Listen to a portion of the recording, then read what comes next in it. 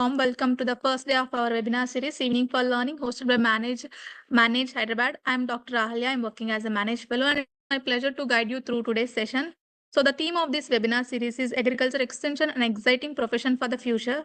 So, agriculture extension has always been the bridge between the research and farming communities, but today, in the context of rapidly changing agri-food systems, climate challenges, and sustainability concerns, and digital transformation, the role of extension is more important and more exciting than ever before. Through this theme, we want to highlight how extension is becoming a future-ready profession.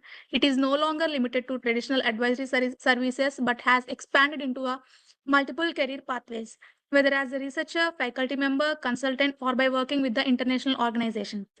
And so through this series, our aim is to help you see extension not just as a career option, but as a dynamic, impactful profession that offers endless opportunities to learn, innovate, and contribute to the society. Across these 4 days, we will be covering 6 insightful topics under this theme. For today's session, we begin with the first topic, that is career landscape, why extension is a future-ready profession. So this session will explore why extension is future-ready profession in the context of changing agri-food system, the scope of extension as a discipline, and career opportunities existing in this discipline, and the emerging demand for extension professional. Without further delay, I would now like to introduce our speaker for today's session, Ms. Archana Prasad, ma'am. She is the Engagement Manager, Sattva Consulting. She has over 12 years of experience working across the agricultural and rural development sector. She begins her career in the field-led program management, directly engaging with the farmers and communities, and went on to support the strengthening of farmer producer organization through governance, leadership development, and market access initiatives. Over the years, she has expanded her work into ecosystem design and multi-country consulting, partnering with the government, donors, and agri enterprises to create programs that are both farmer-centric and future-ready. Currently, she leads large-scale agriculture engagement at Sattva Consulting, where she works with the global foundations, development organizations, and private sector players to design solutions that enable farmers and FPOs to thrive. She strongly believes that agriculture extension professionals are not just knowledge carriers, but change makers who sit at the intersection of farmers, technology, market, and policy. With this short introduction, I would like to invite Dr. Ms. Archana Prasad ma'am to take over the session. Thank you. Thank you very much, Dr. Ahalya. Thank you. It's such a pleasure to be here with all of you today. Good afternoon, everyone. And I especially love speaking to my own juniors in the extension fraternity. Largely because I see you, I see in all of you, the same curiosity and energy that I once had when I was sitting on the other side of the table a decade back. I know how much you value this conversation and are investing your time and energy to attend this on a Monday afternoon, right? So, a special word of appreciation to Dr. Saravanan, a director of Manage, for opening this window for students to connect with practitioners like me. This, to me, reflects the true spirit of extension, building bridges between knowledge, practice, and future professionals like all of you who have joined this webinar today. I'd like to start with how I began my career in agriculture and rural development a decade ago.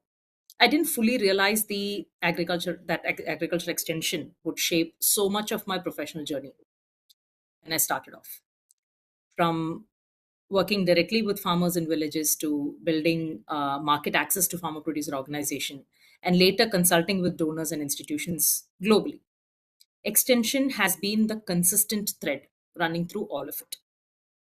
Now, let me ask you, when you hear the term extension as a career, how many of you, we can move the slides, Arahalya.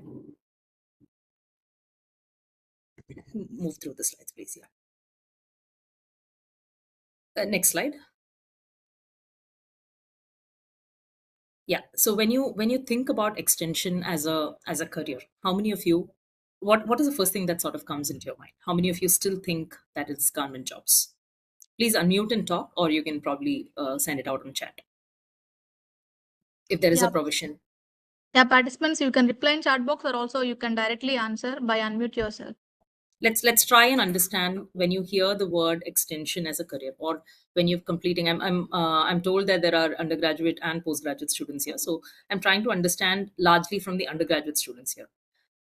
What is it that comes to your mind when you think about extension as a career? We do have a social setting, we have a conditioning, we are told that extension has a certain definition to it. Yes, wonderful. It's what was sort of grounded and sort of shaped, our curriculum, the way how we all as extension practitioners are evolving today. But what is it that comes to your mind very first when it comes to extension as a career opportunity? Anybody, one of you can please unmute and talk. Yeah, anyone can unmute yourself and can talk. KVKs, yes, I do see messages coming in. Yes, KVKs come in. Atma, state agriculture departments, getting into mainstream NABARDs, or I even had a lot of colleagues who were working as civil service aspirants who wanted to sort of come up. Yes, academia, assistant professor, AP posts, yes, state agriculture universities, private organizations, all of these, right? All right. So my purpose of today's session, I'd like to take you through the journey that I went through first, and also tell you how, if you're curious, adaptable, and willing to learn, this profession can open doors not just within India but across the world. Right.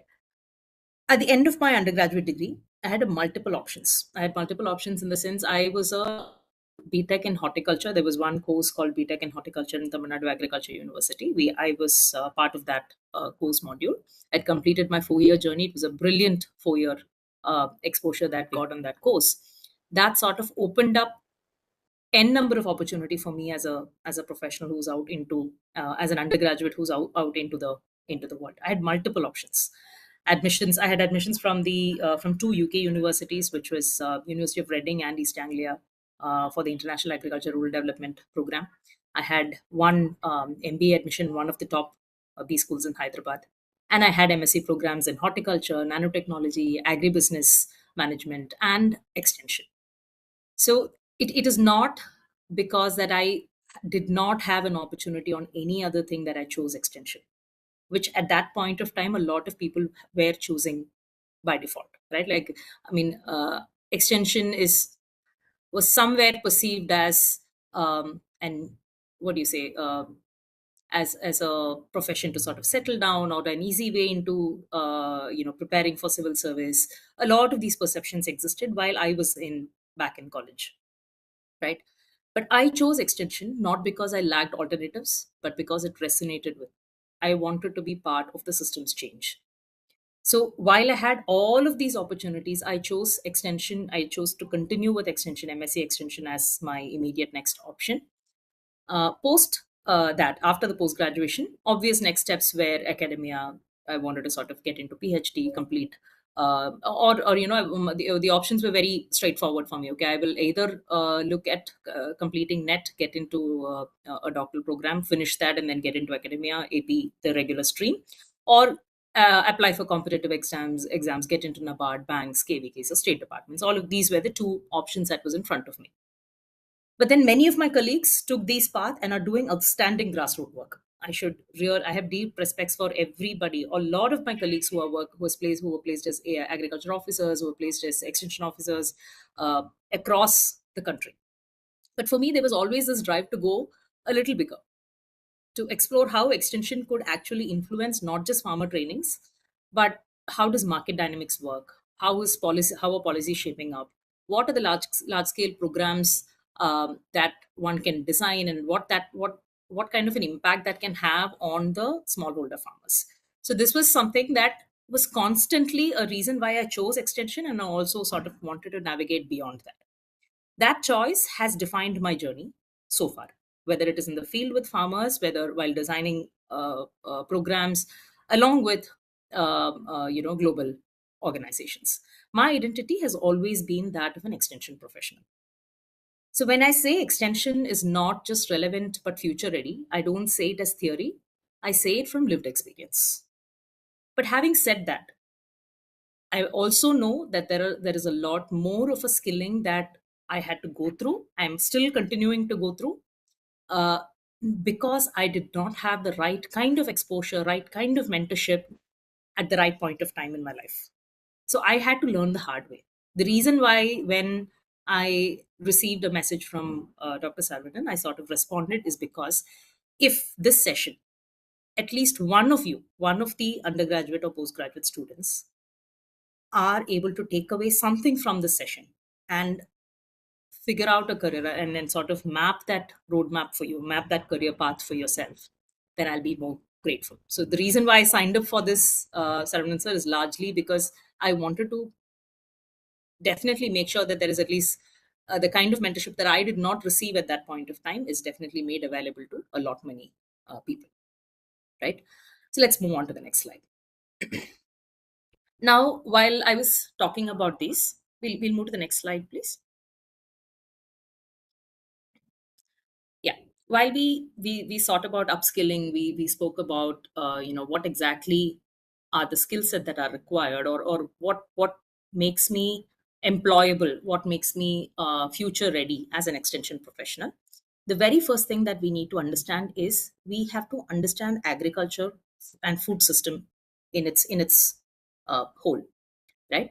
Because agriculture itself is changing dramatically, right from the Green Revolution days to the food security being addressed to now something much more advanced. We'll move to the next slide. Markets are shifting. Consumers now demand safe, traceable, sustainable food. Exports require certification and quality standards. It's not an option. It's a mandatory aspect. So if you have to export goods to the European markets, the US markets, you need mandatory certification, and that is where a lot of these market players are sort of stuck today. To get that certification is where they are sort of juggling. Farmers can't just produce; they must match global market expectations. New knowledge is needed fast. Climate change is all crop cycles, pest, water resources. Farmers need solutions in real time. They cannot wait for a 5-year research to sort of come out and then you take action items. So they have access to information also with digital penetration today. And they also need very real time information and technology for adoption. With smartphones everywhere, advisories, weather alerts, market prices, everything reach faster than ever. But digital tools only succeed if someone, an extension professional, interprets them for the farmer. The scientific advisory, the technical advisory is something that is resting with the farm to land connect that our extension professionals are sort of establishing. Farmers themselves had changed. Gone are the days where they silently listened. They're questioning. Today's farmers question recommendations, whether it's from government, private companies, or NGOs. They demand clarity and proof. And profitability is something that I was very surprised when I've been traveling in Maharashtra, Madhya Pradesh, meeting these farmer producer organizations, smallholder farmers I'm talking about. When they really ask me, all of this is fine, ma'am. Can you tell me what is my profitability in the whole business? So, time when we used to go there out for surveys during undergraduate and postgraduate years, when it was very difficult to even ask a question in terms of what was the amount you spend in a crop cycle for producing a particular crop. It was a very sensitive question, and even today, universities sort of warn researchers to not ask these questions or ask this question in a very subtle way. I hope many of you will be able to resonate while you're in the research today, right? But these were questions that I was asked when I was on the field. What is a property for me? They are able to pull out an entire value chain economics in front of me in minutes. So farmers have grown from being unaware, manipulative, to somebody who's very aware now, who has the right information to ask the right question. Global priorities matter. Regenerative agriculture, carbon markets, traceability, inclusion of women and youth, they are not trends anymore. They are becoming non negotiable parts of how agriculture will function, as an ecosystem will function. So, now tell me, think about it. Who stands at the intersection of all of this? Farmers, technology, market, policies. Who stands at the intersection? Who can actually connect these dots that are there? There are our ICARs, there are our many state agriculture universities that are sort of coming up with uh, technology advancements, research. Yes, there is this entire community of farmers and different kinds of systems that are sort of shaping up on ground. But who will connect these dots? We can talk about it slightly in a detailed manner in the next slide. But in your opinion, what do you think? Who do you think will are the connecting dots between all of these? that we just discussed. Please feel free to message on the chat box. I want this to be very interactive, please. Absolutely. Extension professionals. Extension professionals and students. That's a very wonderful answer.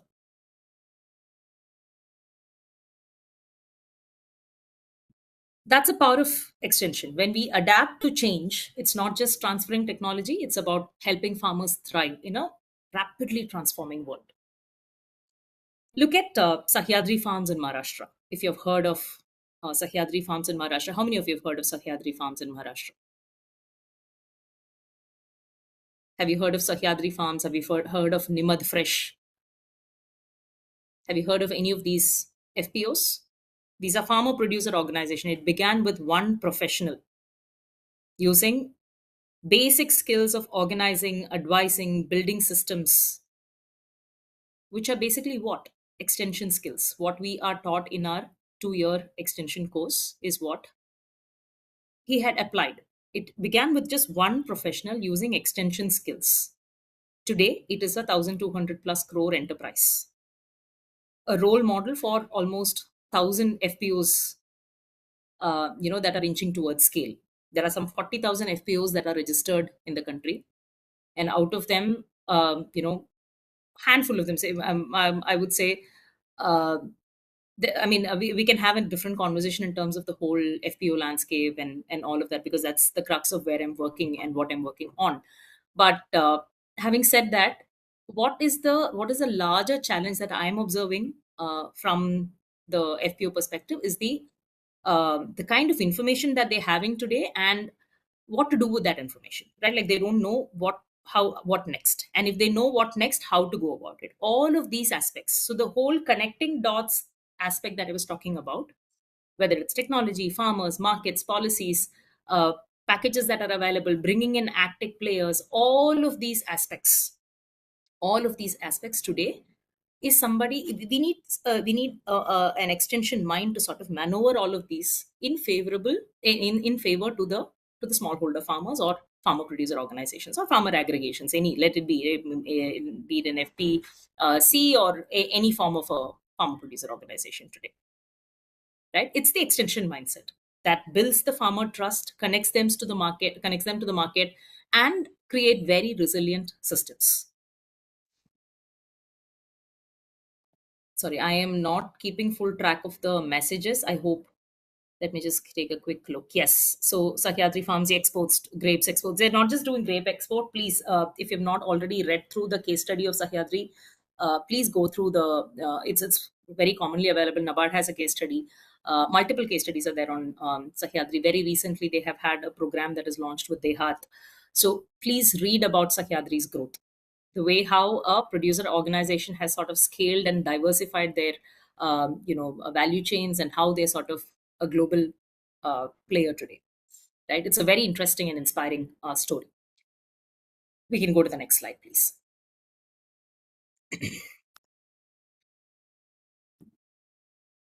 Can we go to the next slide, please? Yeah. Let's now try to understand the scope of extension both from an India and a global perspective, right? There are, in India, you're aware of the first column that is sort of mentioned here, which is the public extension, which is the backbone state department, right? Today, the skeleton of the Indian extension system is definitely the agriculture departments, KVKs, Atma projects, all of these, right? Like still reach millions of farmers, and that's still the backbone of the outreach. But there are also private extension companies like ITC, eChaupal, Dehat, Agrostar, Bayer, Corteva, Syngenta. They're all running vast advisory networks, and they're actually building market enablers that sort of um, expand the private extension services that are available. We have NGOs and civil societies like Digital Green, Pradhan, Seva, Aga Khan Foundation, BAF, extensive. I had the opportunity to sort of interact with BEF very extensively in the last 6 months. I had seen their work extensively, how an entire dairy value chain is sort of approached and sort of handheld, and the opportunities that are available for farmers of dairy farmers in that region. They're pioneering practitioner approaches. right? All of these are another aspect. FPOs becoming extension hubs themselves, like the Sahyadri that we were talking about, offering input services, trainings, marketing. I know this one FPO in Namakkal that I had an opportunity to visit again. It's called Archana Farmer Producer Company. They are exporting millets all over the world, value added products that are coming out of millets all over the world. NBFCs and financial players, your Samunati, Ananya, Nabard, designing credit and insurance products, but relying largely on extension professionals to ensure they actually work for farmers. So, extension professionals here play the role of program designers. What exactly works on ground is something that we as extension professionals are aware of, are firsthand experiencing when we are interacting with farmers, that is sort of taken back to design some of these programs, design some of these products. Now, if you look at the global organizations, from FAO to World Bank to IFA to CJIR, they run farmer field schools, climate adaptation toolkits, digital agriculture and livelihood programs, larger DPI, digital public goods and infrastructure that is sort of built for use across the country. IFAT focuses on women, youth, and inclusion. CGI translates very cutting edge research into farmer facing solutions.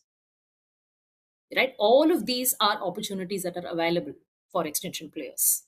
And we are sort of somewhere in the shell that it does not stretch beyond our traditional public extension system.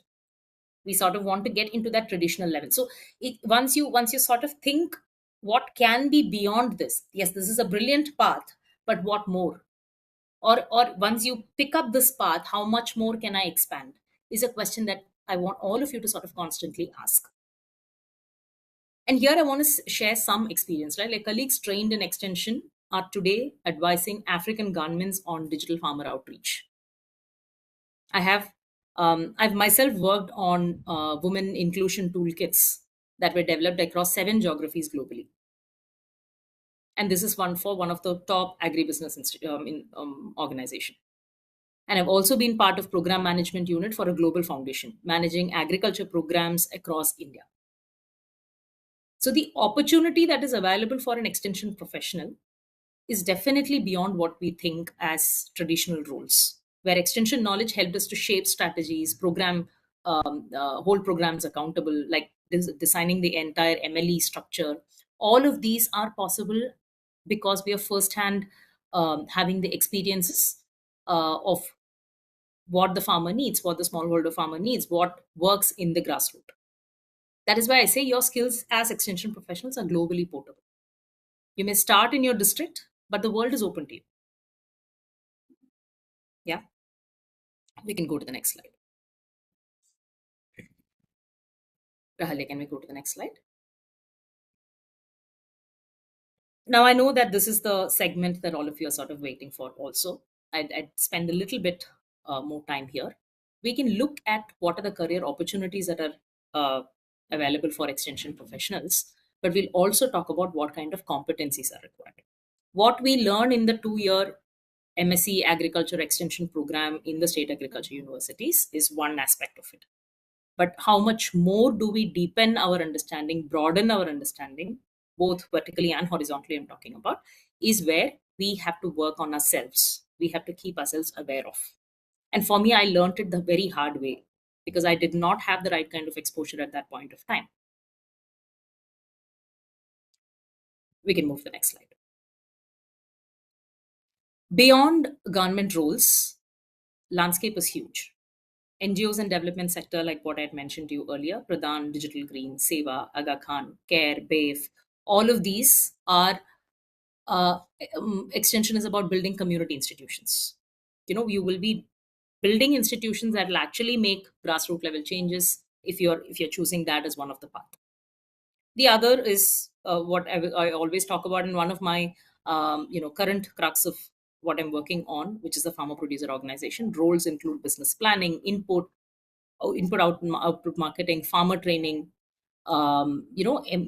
designing products for the smallholder farming ecosystem. All of this, when it comes to farmer producer organization, the opportunity, there's no dearth for opportunities. Like there's so many things that you can actually do. while we are actually struggling with not having the right talent. Where are my extension people is all my question is when I'm talking about people working in the farmer producer organization. It's still relying on very what do you say, below par quality or talent on ground. The reason why, one of the major reasons why FPOs are not sort of scaling up at the scale that we're requiring it to scale. Private sector and advisory, right? Like ITC, Dehat, Agrostar, Bayer, Corteva, Syngenta, Godrej Agrovet, Mahindra Agri, Tanager, all of these, are private sector advisory and input companies that you can definitely look at. And they're really looking to hire extension professionals because they want to connect with farmers. They want their relationship managers. They want their, last mile connectivity, which is what is sort of their lifeline, their business lifeline.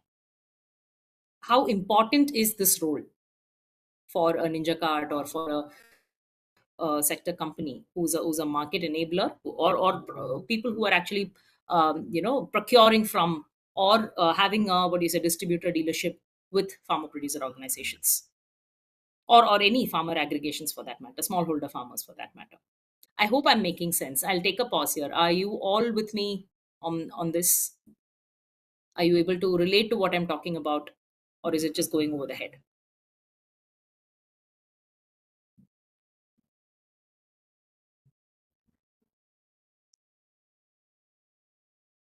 Great. I do hear Lakshmi Shaktirajan. Thank you so much. Thank you so much. Yes. Let's move to the next slide, please.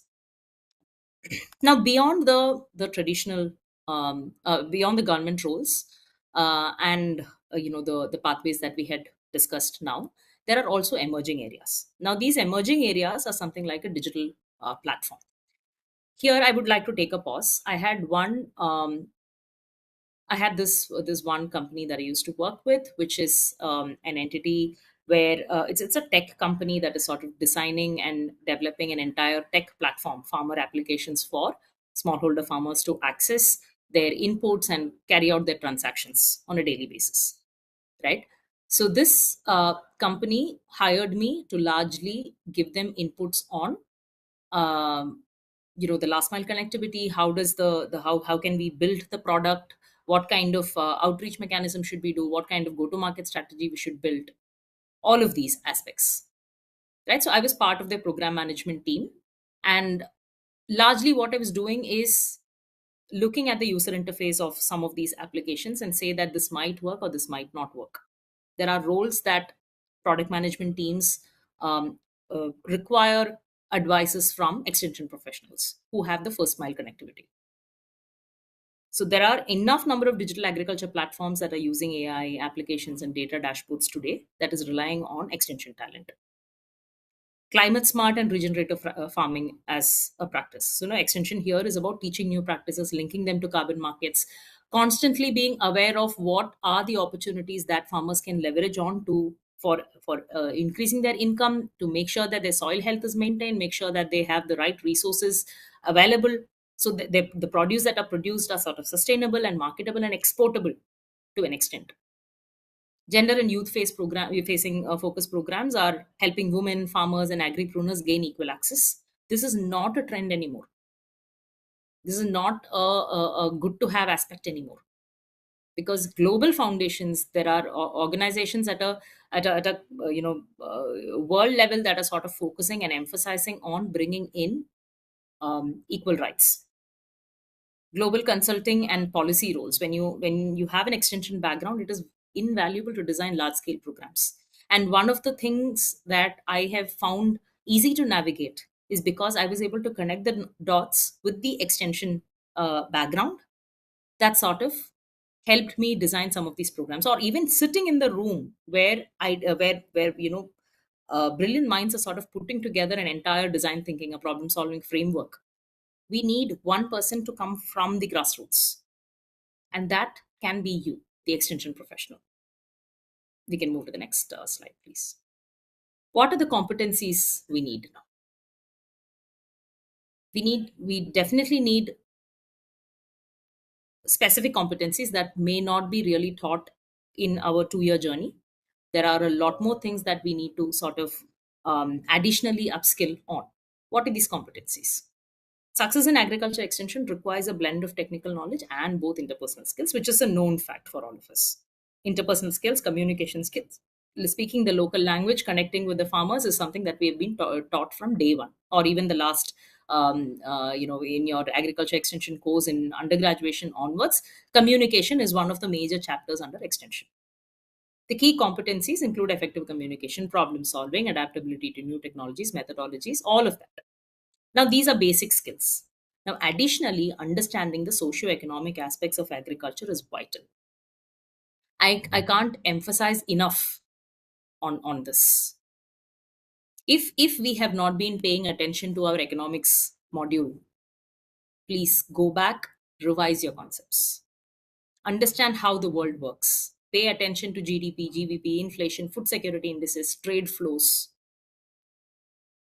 These economic indicators shape our understanding on how agriculture policies are there, how systems function, how programs are designed, how products are designed, how insurance products are coming in, how loan products are sort of formed if you want to get the NBFC line.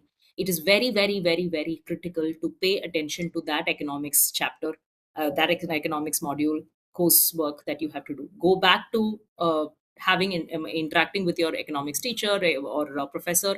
Please revise these concepts. Understand it from a perspective of not just what is GDP, understand it from a perspective of how it is impacting my understanding on the larger agriculture ecosystem. It is very, very critical to have the basic know-how on things that will then be mapped to your systems thinking.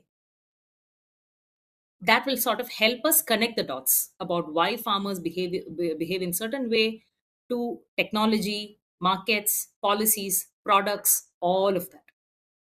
This is what is called systems thinking. And it is very, very critical today. Sorry, is the slide fully visible for all of you, or No, ma'am, it's half visible actually. you're not able to I think move? All right, it's okay, but last. I can Yeah. read through. But I hope that this will be later shared with the team also. Yes, Right? ma'am. Yeah. So coming back, first understanding the basics and connecting the dots using systems thinking. The third one is the whole design thinking and problem solving approach. See, here, use your MSc, PhD thesis boldly to question the systems. As students, you have the freedom that practitioners like me often don't have, because we are answerable to multiple stakeholders. Whereas when it comes to students, yes, we have to, you have all the freedom to be bold. It is just the effort or probably the process that you need to go through to ask those questions. Even if the answer is no, let's be confident enough to say and question that yes, this may not be the right approach. In that case, what happens when researchers sort of come out with that sort of an output, very bold outputs, it will be helping practitioners like me on this side of the table to sort of get, see, why do we still rely on Western inputs or Western research studies to sort of quote or cite sources on some of these strategy documents that we are having, while we have our own MSc and PhD theses that are sort of coming out? Use it to design pilots and challenge the assumptions that today's systems are having in place. So once you go through this process of step by step evolution, the first one is to have your basics strong. Use those basics to connect the dot and understand the system. How does agriculture as an ecosystem work? And then identify the problems. So step 1, step 2, and step 3, I hope you understand that pattern. Step 3 would be to identify those problems. What are some of the pressing problems? Why are certain things happening? Can I really take those real world problems to solve for in my MSc and PhD thesis? Yes, I understand. At least for MSc students, it will be the first research work, end to end research work that you're doing. So we will have our limitations in understanding the research methodology, applying it, and all of that. But PhD, your doctoral thesis, should definitely be something that is resonating and questioning the system, if it has to be that way. Or if it has to be things like boldly calling out the gaps in the system.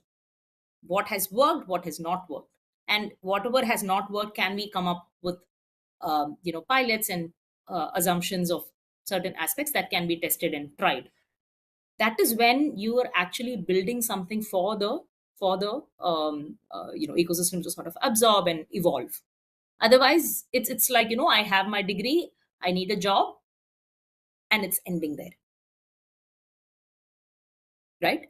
Now, once we have reached the third stage, which is the whole design thinking and problem solving element, this is a very, very beautiful step, which is the design thinking and problem solving aspects. If not already engaging in some of these discussion forums, I'd say that please uh, make sure that you're sort of coming together as teams of students who are sort of picking up one of the problems. Brainstorm in your leisure time. You have one period that is sort of free. You don't have the professor coming in, or if you have some free time during your hostel days, please make sure that you're picking up one topic to sort of solve for as a team. What could be the problem? What are the frameworks that are available to sort of solve that problem? How can I approach this? If you're able to connect that dots, that is when you will actually open up the opportunities for ourselves. As so this is exactly what we do in consulting. Is exactly what we do in consulting, which is a very, very what do you say, in demand job today. There are very few consultants who are, including me, I am learning the trade. There are brilliant minds with whom I'm working with, and I am sort of every day catching up, every day catching up. There's so much more that they come with, that is because of the exposure that they've had at that point of time. Now the next part of it will be the communication and facilitation, right? So we start with understanding the basic systems thinking, design thinking, and problem solving, and then move to communication and facilitation. That is when you will have to invest time in making sure how you're articulating, whether it is speaking, whether it is writing a policy document, or whether it is even communicating the research uh, piece that you've sort of built with so much conviction. And that will come only when you have that level of conviction. It will not come because I have to submit my thesis. It should come from a perspective that, yes, I am solving this problem. Whether it is in my hands or not to solve for, I am solving a real world problem. And I'm coming up with a design, a program design, or I'm coming up with calling out 1, 2, 3 aspects as gaps, or 1, 2, 3 aspects as success metrics that can be scaled, should come from with that level of conviction. If you're working, then the communication and articulation becomes very easy. Let's even take it as a challenge. One of the reason I did not want to pursue PhD immediately after MSc at that point of time was also because I was really not sure if I wanted to do it without having identified, or without even broadening my understanding on what the real world problems are.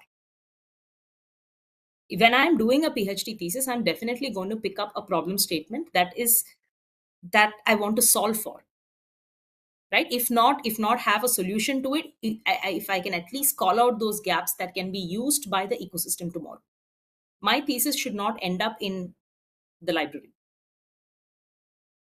That is the conviction with which I am working, and I urge all of my juniors also to sort of emphasize on while you're picking up a problem statement to work on it. I mean, I know there are multiple factors, right? Like there are mistakes that I've done where I've sort of, just because there was a fellowship stipend available for one of the programs, I had picked it up because at that point of time I knew only so much, right? And that is also one of the reason I'm here telling all of you that should not be your deciding factor. If you have the liberty, I know that there can be a number of reasons, right? Like there might be constraints where you'll have to sort of pick up that stipend, all of that, because I went through that journey. I know what all challenges you will go through as masters and doctoral students. You will need that money to survive. All that I understand. But if you can also come up with an intersection of, yes, I am solving for a real world problem, then that is where you will stand out. Your thesis will stand out. And the final one out of these steps that I'm talking about, which is the fifth step, is project management and accountability. This is a very, very critical skill that as soon as you're out of college, you will start requiring. So we started with basic understanding to systems thinking to problem solving using design thinking frameworks, then coming to communication and facilitation. Finally, how do we, join the dots through project management and accountability as a core skill. Out here, extension professionals answer to donors, investors, subject matter experts, farmer collectives, everybody. This project management and accountability is a skill that is that is going to be useful throughout your journey, whether you become a PM or not. Any role that you sort of pick up today has an element of project management. And as extension professionals, we are slightly more equipped enough to become project managers. One of the biggest mistakes we make as students is, I just need a degree and a job, I want to settle down. In today's extension world, what matters more is your ability to constantly adapt and learn. The profession itself is changing, and the best extension professionals are those who grow with it. I often tell this to students, like what I'd mentioned to you earlier, practice problem solving as a sport. Think of it as a game that you folks are playing in the hostel rooms. Back in my program, I was part of this accelerated management program at Harappa School of Leadership. We used to take real problems, split into groups, design pilots. That exercise is still one of my favorites, and I'd love to play with sessions like this with one of you one day. Right? So that has sort of shaped me and landed me in a consulting role. Can we go to the next slide, please?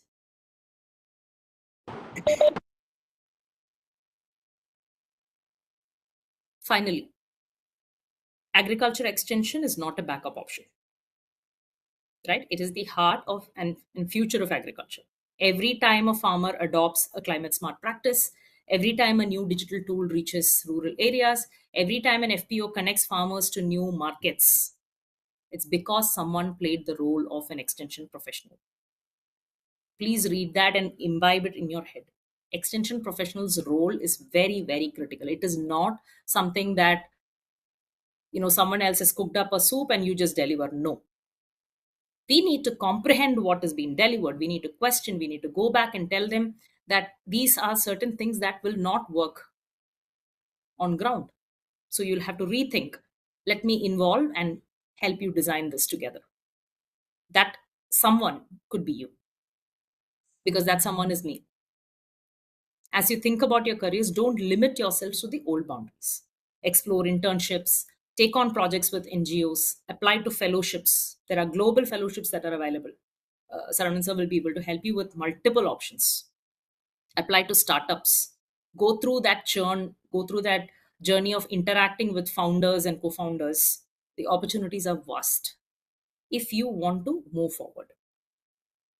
So I'll end up my discussion with just asking one question. If you were asked to design the agriculture extension system for the year 2035, what would you do differently from today?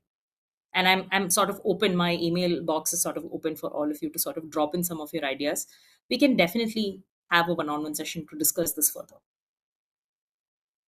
Yeah. All right. Thank you. I'd like to sort of stop at this point. Thank you very much for the opportunity. Yeah, thank you, ma'am, for sharing your such valuable insights with us. You have clearly explained why agriculture extension is a future-ready profession. Its scope both in India and globally, and the diverse career opportunities available for the young professionals. And we also gained the understanding of the competencies required to thrive in this evolving field, and how extension professionals uniquely stand at the intersection of farmers, technology, market, and policy. Thank you, ma'am, for sharing your valuable insights with us. So the participants, if you have any questions, you can keep in chat box, and also you can raise your hands. We are going to unmute. You can unmute and talk with the speakers.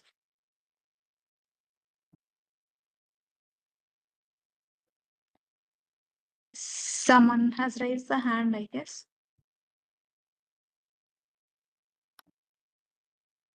Himanshu Yadav has raised the hand. Himanshu, are you there?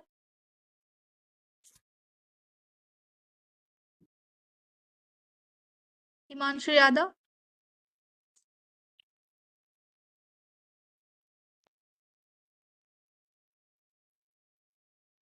Yeah, please go ahead.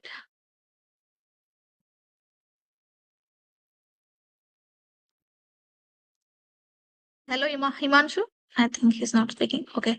I'll take up questions in the chat box. So Sagar is asking, ma'am, what are the skills we should improve if we want to pursue extension after UG? That's what we had discussed, also, Sagar. See, basically, I mean, what has sort of helped me is what I sort of put out there as a 5-step procedure, right? One is what often happens in a MSc journey, in your postgraduate journey, is that you will have structured course modules which are very important for us to sort of navigate and move.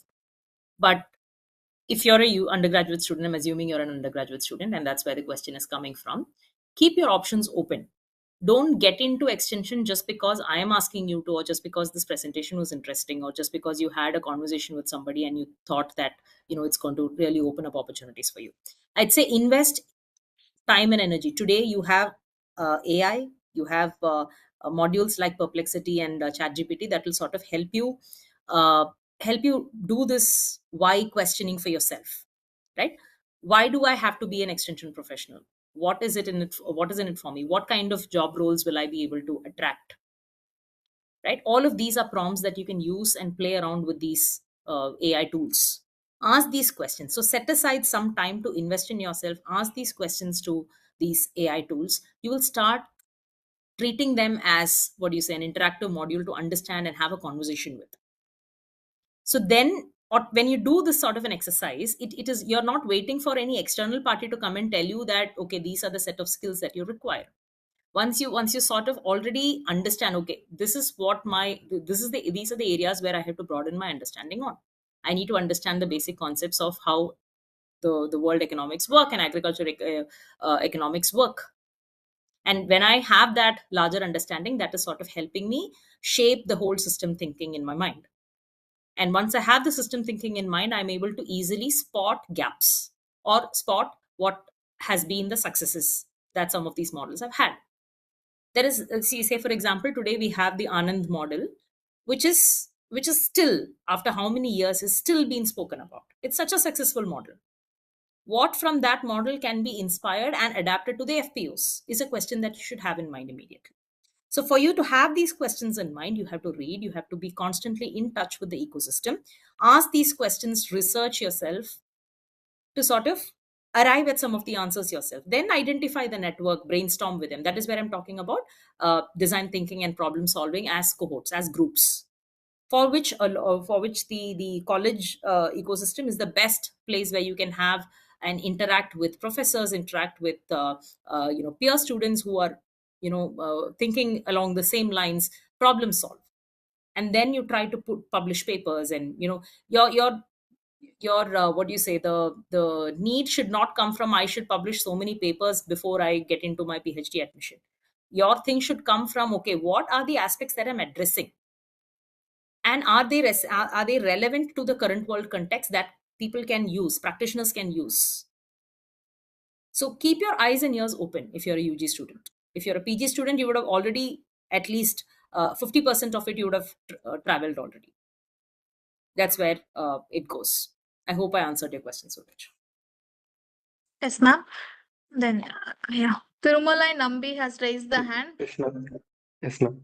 Good evening, ma'am. Yes, please. Good evening, Tirumala. Please I'm tell me. an MSc student, ma'am. When we are looking for a non-traditional jobs like a NGO sector or private sector, how to choose our area of interest, or how to choose our organizations, ma'am? Like, and what are the skills required in this area, and how to gain those skills, ma'am? See, Tirumala, there's no straightforward answer to that question, right? We've all gone through Yes. this process.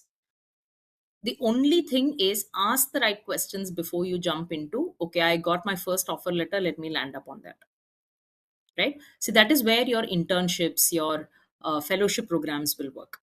So I've always found that Indian education system does not have that window of understanding the world problems and picking and choosing, selecting. Because, say for example, I know that in Singapore there's an army training, there's a mandatory army training that that students go through after their school, before, and that is a very mandatory aspect that everybody will have to go through, right? And then they sort of figure out what is it that they want to do. further in life and then get into the college. But for us, unfortunately, we are in that churn. A lot of systems are evolving. There are multiple syllabuses that are sort of accommodating many of these aspects. But what I'm suggesting is make use of internships, make use of fellowships. Keep your that's what I was also suggesting, Suraj. Keep your eyes and ears open. Understand what are the different kinds of fellowships and internships that are available. Impact sector, today you can follow pages like Sattva Consulting, which is my own organization. You can follow pages with Dasra, Sambodhini. A lot of these organizations are there who are actively looking for interns, actively looking for fellows, and professionals who come with the quest to solve. Somebody who really can get their hands dirty and do the basic research to identify. So in that process, while you're doing that process, what happens is there can be opportunities to sort of identify what are your interest areas. Some certain aspects will resonate with you. Go pursue that.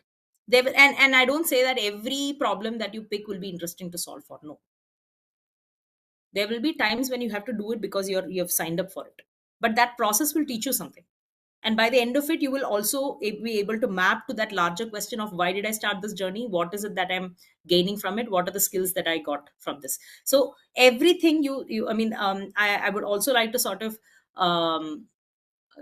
bring this as part of a placement cell module, Saravana, someday, is if we can actually curate a module where children can sort of, the students can sort of tie back their experience, the whole communication of what are the skills that they sort of gained from the real world experience that they've gone through, what are the problems that they've solved for, internships that they've done, back into their resume. Their chances of employability is slightly more higher. We're sort of opening that whole arena of opportunities for them. So that is going to be very critical. So if you ask me what are the skills that I need to develop in order to choose a company, I don't think it has a very straightforward answer. You will have to plug and play. So what you can do is look at what are the organizations that are out there, out publishing on LinkedIn, on all the development platforms that are available, right? DevNets, all of these places. Go through the journals who are actively communicating to the world. So because if you're not communicating in today's situation, in today's scenario, then you're not existing.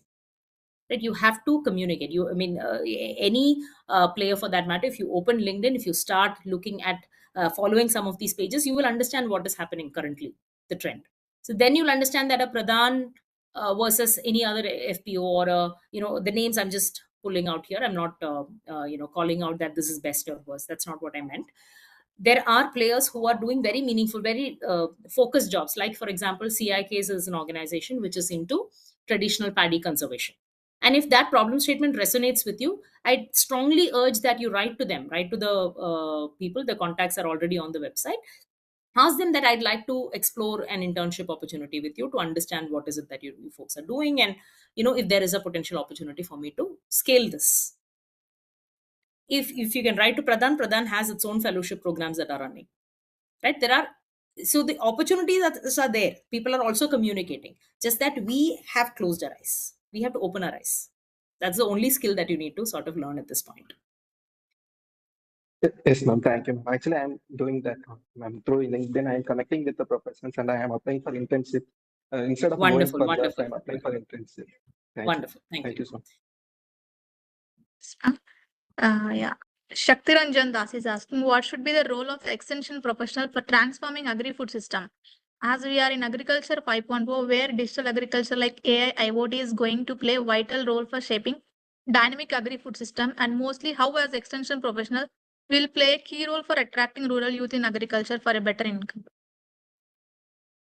Wonderful. So, see, whoever has asked this question already sort of understands how to navigate AI as a tool, right? If you can sort of, I'm not sure if I've sort of completely understood the entire question, but I'm sort of taking from how, the first line that was sort of mentioned was how is agriculture extension professionals going to shape the food and agri and food systems, right? And the rest of it sort of went over my head because it's a very long question.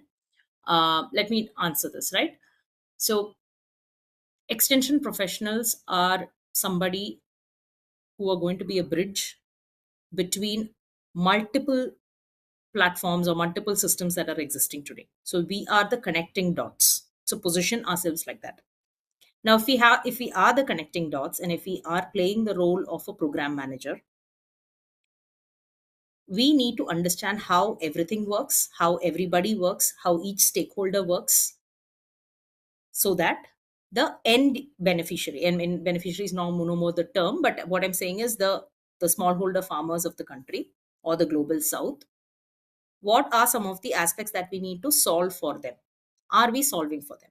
Constantly going back and asking them those questions. The program designers, the people who are actually investing in the food and agriculture ecosystem, going back and asking them those questions, building more robust MLE frameworks to sort of make sure that we are promising, I mean, we are getting to what we actually promised for. All of these are skills that we'll have to build as an extension professional. I hope I answered that question. Yes, ma'am. So Kapil Kumar is asking, is there any online platform where I learn about agriculture extension or any short-term courses for working professional? Agriculture extension. Yes, ma'am. He's asking I about am any not sure. online. Dr. Saravanan, if there is anything, I mean, I'd request that you pick up that question, because apart from the traditional agriculture extension course, I'm not sure if there is a diploma program or something, or certification program on extension per se that is available. But I mean, if I can ask this question, what is it that you want to know, and why is it that you want to pursue extension as a working professional? What is your background? I can help you with, as a more customized, I mean, a very, what do you say, one-on-one question that we have to pick up and answer. It'll be helpful if you can give me some more details into it. Then I Yeah, can give you the Kapil. right. Yes, ma'am. Presently, I'm working as a program director with FPOs, with one of the organization as a CBBO in Uttar Pradesh. So I like to know much more about extension, agriculture extension, about all this. So so I like to know Can I ask you, about. Kapil, what is your background? What have you completed? Yes. I'm a postgraduate in anthropology and social work.